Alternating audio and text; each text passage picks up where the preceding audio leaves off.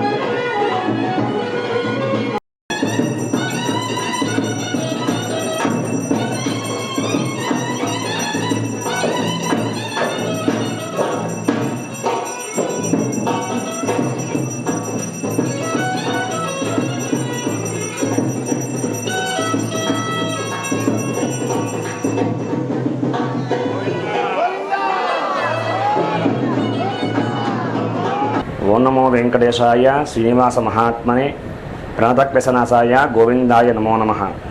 వెంకటాచలం స్థానం బ్రహ్మాండే నాస్తి కించన వెంకటే సమో దేవో నభూతో నభవిష్యతి.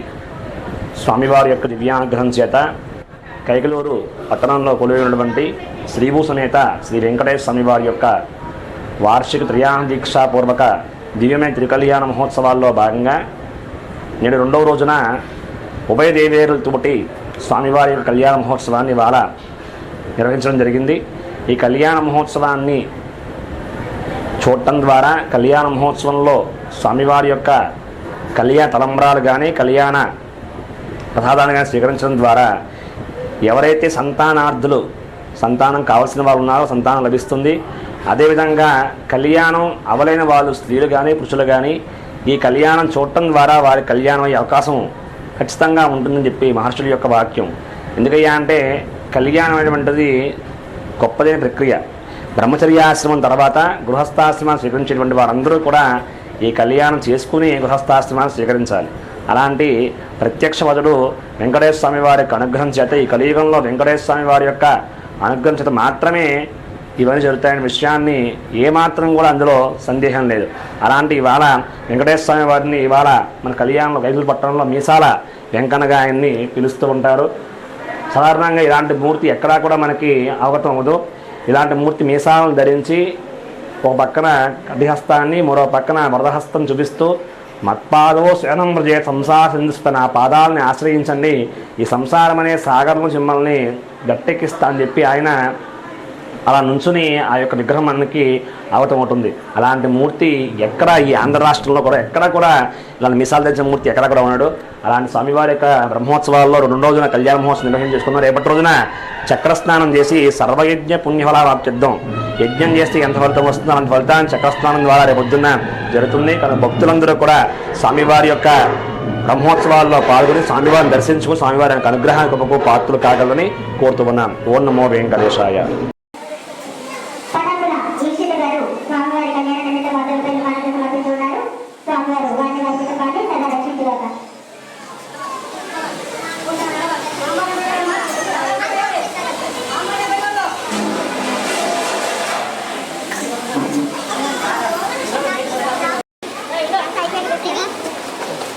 Sastinga.